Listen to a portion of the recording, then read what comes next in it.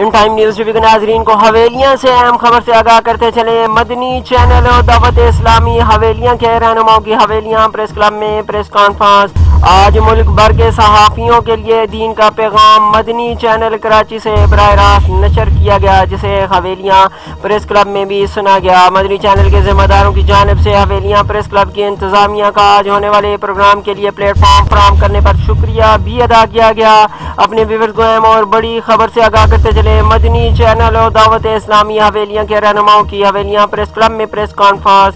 آج ملک بھر کے صحافیوں کے لیے دین کا پیغام مدنی چینل کراچی سے براہ راست نشر کیا گیا ہے، جسے حویلیاں پریس کلب میں بھی سنا گیا۔ مدنی چینل کے ذمہ داروں کی جانب سے حویلیاں پریس کلب کی انتظامیہ کا آج ہونے والے پروگرام کے لیے پلیٹ فارم فراہم کرنے پر شکریہ بھی ادا کیا گیا۔ آپ کو یہ بھی بتاتے چلیں کہ مدنی چینل سے لائیو دینی نشریات کا خصوصی پیغام دن 2 بجے سے 3 بجے تک نشر کیا جاتا رہا۔ آج کی دینی نشریات میں ملک بھر کے صحافی برادری کو خصوصی طور پر مدعو بھی کیا گیا۔ مدنی چینل کی طرف سے دینی دعوت کو نشر کرنے پر اور حویلیاں پریس کلب کو مدعو کرنے پر چیئرمین پریس کلب حویلیاں قادر بخش کی جانب سے سراہ بھی گیا۔ اپنے ویورز کو اہم اور بڑی خبر سے آگاہ کرتے چلے مدنی چینل اور دعوت اسلامی حویلیاں کے رہنماؤں کی حویلیاں پریس کلب میں پریس کانفرنس۔ آج ملک بھر کے صحافیوں کے لیے دین کا پیغام مدنی چینل سے براہ راست نشر کیا گیا، جسے حویلیاں پریس کلب میں بھی سنا گیا۔